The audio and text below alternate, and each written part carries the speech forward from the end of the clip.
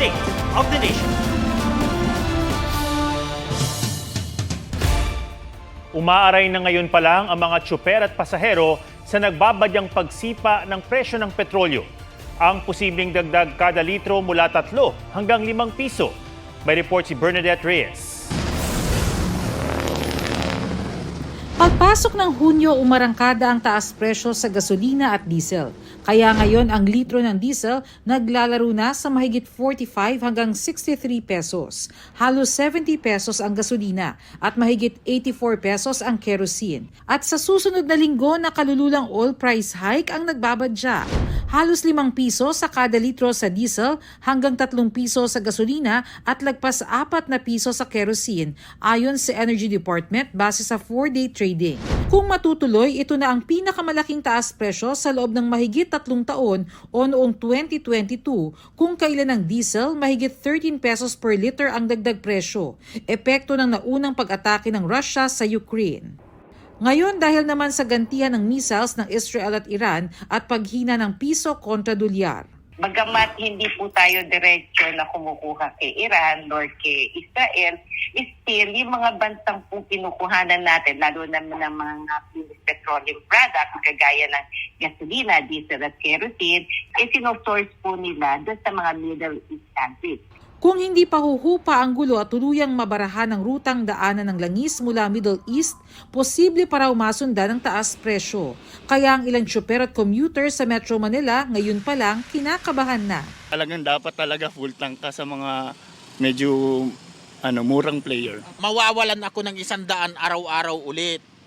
Ngayon, sa loob ng 30 days, ibig sabihin 3,000 ang nawala nakita ko. Masyadong mataas doon. Sa piso nga lang, mabigat na eh. May baka tumaas din po yung pamasahe. Maapektuhan din po yung ibang mga bilihin. Umaaray din ang ilang taga-probinsya. Maluoy, tas mga driver, luoy po ang mosakay. Kung sa may madasa mong pamilya, kung mas muda ko among tubil ba mong konsumo sa kaadaw na mong biyahe. On the part ng Department of Energy, sinisigurado po namin talaga na meron po tayong supply na magagamit. Ang LTFRB hinihintay ang pag-aaral ng NEDA sa epekto sa ekonomiya ng hiling na pisong taas pasahe sa jeepney. Pero sabi ni Transportation Secretary Vince Dizon, hindi magtataas ng pamasahe ang gobyerno. Hiling naman ng ilang transport groups, fuel subsidy. Sana pag-aralan nilang mabuti na sasapat ito doon sa itataas ng diesel. Talagang one time lang yan. Bakit hindi ikonsumo ang buffer stock na yan bago sila magtaas ng presyo? Ayon sa DOTR, pinayagan na sila ng DOE na gamitin ng 2.5 billion pesos na fuel subsidy para sa mga PUV. Pero sinabihan ko na ang LTFRB na hold off muna sa kahit anong fare hike. Kinausap ko na si Chairman Guadis. Sabi naman ni Pangulong Bongbong Marcos, Yung mga nagpapasada, yung mga para may hanap buhay naman sila, bigyan natin ng fuel subsidies. Now we will have to do the same for those who are severely affected, stakeholders, by any instability in the price of oil. Yes, it's a serious problem.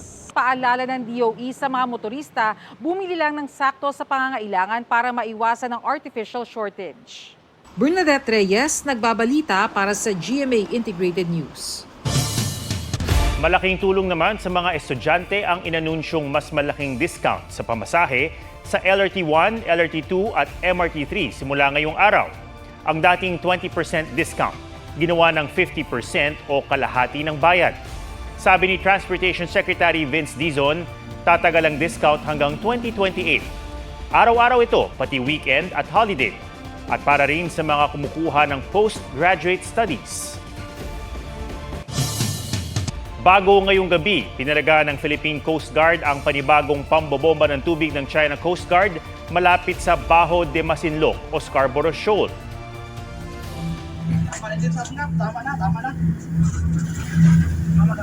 Ayon sa PCG, nilapitan ng barko ng China ang BRP Datu Tamblot ng BFAR at binugahan ito ng tubig. Sa buong operasyon, 6 na barko ng China Coast Guard at iba pang Chinese militia vessels ang namataan. Ayon sa PCG, sinisikap harangin ng China ang pamimigay ng tulong ng barko ng Pilipinas sa mga mangingisdang Pinoy. Nanindigan ng BFAR at PCG na may karapatan ang mga mangingisdang Pilipino na pumalaot doon at lehitimo ang operasyon nila. Naunang iginiit ng China na nagpumilit ang Pilipinas na lumapit sa Baho de Masinloc na kanila ring inaangkin. Binuntutan, pinwersa at pinotorkano nila ang barko ng Pilipinas para itaboy. Anila, professional, standardized at lehitimo umano ang ginawa nila. Matatandaang ang standoff ng China at Pilipinas sa Baho de Masinloc noong 2012 ang isa sa mga ugat ng arbitration case ng Pilipinas para ipawalang bisa ang 9-9 claim ng China. Naipanalo ito ng Pilipinas noong 2016 pero hindi kinikilala ng China. Meron ulit nasawing bata habang tinutulit. Nangisay umano siya matapos ang ikalawang turok ng anesthesia. Ipatatawag na NBI ang suspect. May report si John Consulta, exclusive. Ang kaso ng 10 taong gulang na si Nathan na namatay matapos magpatuloy sa isang lying-in clinic sa Tondo, Maynila dahil sa maling turok ng anesthesia ng nagpakilalang doktor. Ang nagbunsod sa mag-asawang Marlon at Jenny Riaño na dumulog sa NBI. Ganito rin daw ang nangyari sa kanilang nag-iisang anak. Yung same case po nung kay Utoy na nangyari sa Tondo, yun na po, nag-isip na po kaming lumapit sa GMA para po matulungan kami na makapunta at makapagreklamo sa NBI. Anila, nagpunta sila sa isang klinik sa Mulanay, Quezon noong Abril para ipatuli si LA, 11 taong gulang. Hindi pa man daw natutuli. Nangisay siya matapos ang ikalawang turok ng anesthesia hanggang mamatay. Kulang-kulang 3 taon kami hindi binayaan ng anak. Sabi namin, gagawin namin ang lahat para mabigyan lang ng magandang kinabukasan yung anak namin. Tapos ganun lang gagawin ng doktor na yun. Akala namin safe siya doon dahil doktor nga siya. Napakahirap po. Sobrang hirap. Iniisip ko po na sana panaginip lamang po yun. Sana po matanggalan siya ng lisensya, makulong, mapasara yung clinic. Lahat po ng pwedeng ikaso. Sa NBI, pinabasa nila ang death certificate ng anak. Ang root cause po is the lidocaine administration. Nagkaroon ng seizure. Okay. Tumaas yung pressure sa nerve at nagkaroon ng hemorrhage po. Sa brain. Yes. According nga sa ating medical legal, yung pagkaka-inject na yun parang hindi tama, nagkaroon ng aneurysm at parang naapektuhan yung utak agad ng bata. Patay agad. Narinig ko sa ama ng bata, pangalawang turok. Bakit dalawa ang turok? Tama ang dapat na dosage ng pampamanhid. Ayon kay NBI Director Jaime Santiago, ipasusubpina nila ang doktor para pagpaliwanagin. Iimbestigahan natin mabuti yan at mananagot ang dapat managot. Sinusubukan namin kunin ang panig ng doktor pero walang sumasagot sa aming text at tawag. John Consulta, nagbabalita para sa GMA Integrated News. Nilinaw ng Kamara na hindi sila ang naghabla sa Ombudsman kay Vice President Sara Duterte at sa ilang opisyal niya sa Office of the Vice President at Department of Education. Sabi ni House spokesperson Attorney Princess Abante, napasa lamang ang Kamara ng committee report na nagre-rekomenda ng pagkasampa ng mga reklamo. Batay sa dokumentong eksklusibong nakuha ng GMA Integrated News, House Committee on Good Government and Public Accountability ang complainant sa reklamo na may kaugnayan sa paggamit ng confidential funds ng OVP at DepEd.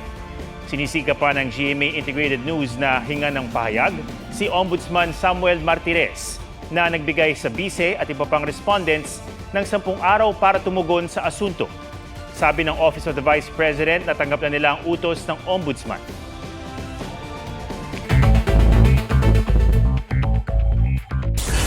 Dalawang binatilyong nagpapatukalang ng mga panabong, pinaslang din daw tulad ng mga nawawalang sabongero. Isiniwalat ito ni alias Totoy, ang isa sa 6 na kinasuhan kaugnay sa mga missing sabongero at ngayon nakikipagtulungan sa investigasyon. December 2021, sumama raw ang 2 sa kanilang mga kaibigan at amo sa isang derby sa Santa Cruz, Laguna pero hindi na nakabalik pa. Ayon sa DOJ, di bababa sa 10 pangalan ng mga sangkot umano sa pagkawala ng mga sabungero ang binigay ni alias Totoy. Hindi lang daw 34 na sabungero ang nawawala kundi maring umabot pa sa 100.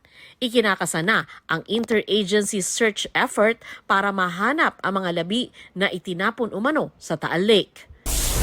Mahigit 20 menor de edad nasagip sa umano'y pambubugaw sa isang motel sa Novaliches, Quezon City. Naibalik na sa kanilang magulang ang karamihan sa mga biktima. Patuloy ang investigasyon sa motel na ipinasara na ng LGU. Sandra Aguinaldo nagbabalita para sa GMA Integrated News. Kalumaan ng mga infrastruktura sa mga kasosyong water district. Ito ang katwiran ng Prime Water sa gitna ng sunod-sunod na reklamo ng mga customer sa kanilang serbisyo.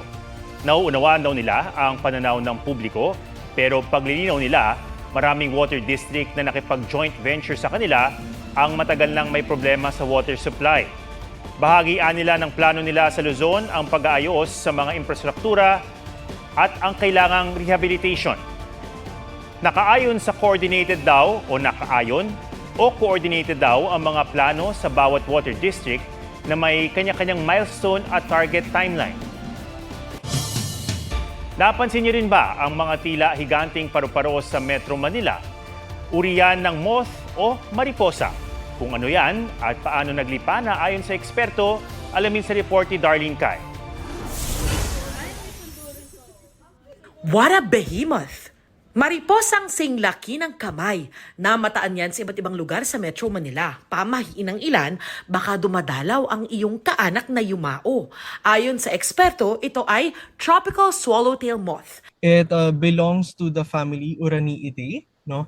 And yung pinaka-itsura po niya, it's brown. Tapos meron po siyang similar, no, quite similar to the swallowtail butterflies. Native ito sa Southeast Asia kabilang ang Pilipinas. Pero ang tila pagdami ng mga yan, lalo na sa mga lungsod, posibleng dahil sa liwanag. Tinatawag po natin silang positively phototactic. Ibig sabihin po nun, attracted po sila sa ilaw. Doon sa area na normally they reside in, nauubusan na po sila ng host plants na pwede pangitlogan para kainin ng mga caterpillars nila. What happens is, naghanap sila ng new places para na may host plants na to lay eggs on. In hopes of finding new host plants, napapadetour sila, especially sa mga urban areas kasi very, very illuminated po. Sakaling dapuan, huwag matakot. Wala talaga siyang pinopost na any dangers to humans kasi hindi sila nakakagat, hindi na sila nakaka-transmit na any diseases sa atin. Pero mas maiging wag na itong hawakan at hayaan na lang mag-flutter by. At kapag dumapo naman po sila sa atin, I hope na we treat them with gentleness and respect na lang, no? Just let them be. Darlene Kai nagbabalita para sa GMA Integrated News. Ex-PBB housemate Shuve Etrata balik unang hirit. Winelcome din ng special friend na si Anthony Constantino. Guys, nandito na po yung TDH ko!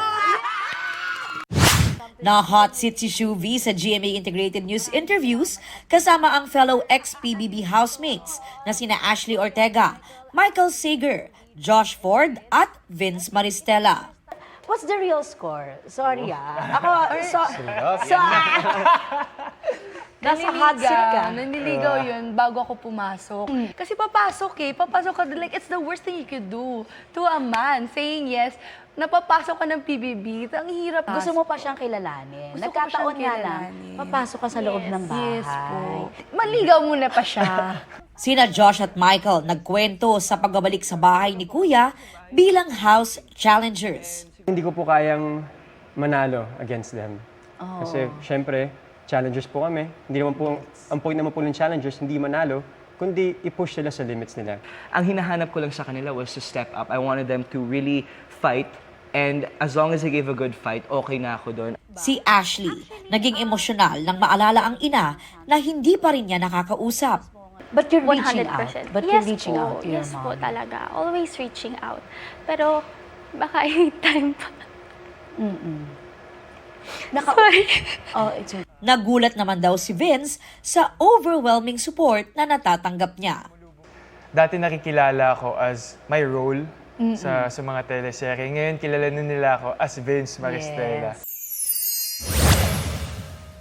Michelle D. may pinch me moment.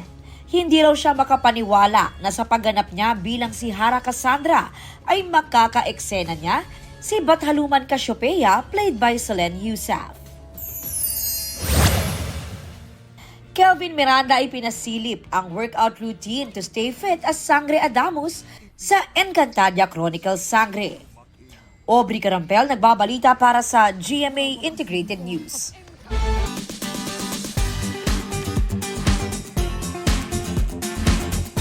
Aura kung aura ngayon ang iba't ibang pakulo sa social media kaugnay sa hit song ni Kapuso actress Sanya Lopez. May dance challenge, iba't ibang renditions, at may nag-ala ringtone pa. Pusuan yan sa report ni Aubrey Carampel.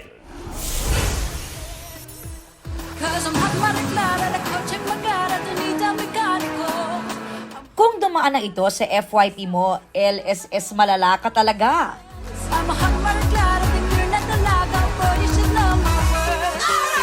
Aura talaga si Kapuso actress at Sangre Danaya Sanya Lopez sa hit song niyang Hot Maria Clara. Bansag nga sa kanya ng netizens, Asia's Mekaniko.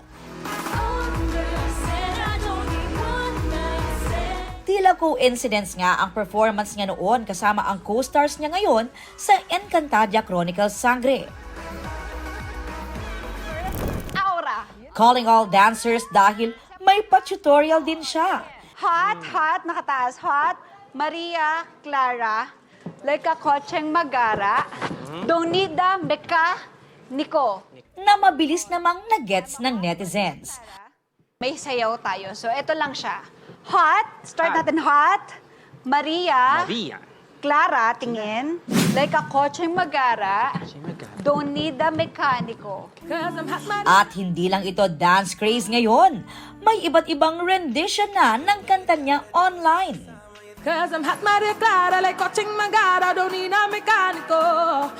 May R&B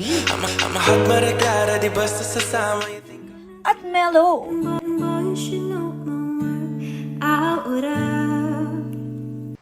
Pero paano naman daw kung gawin itong ringtone? O alarm clock? At mukhang nabuhay na nga rin ang katawang lupa ni Maria Clara na nag-practice pa raw para sa Independence Day.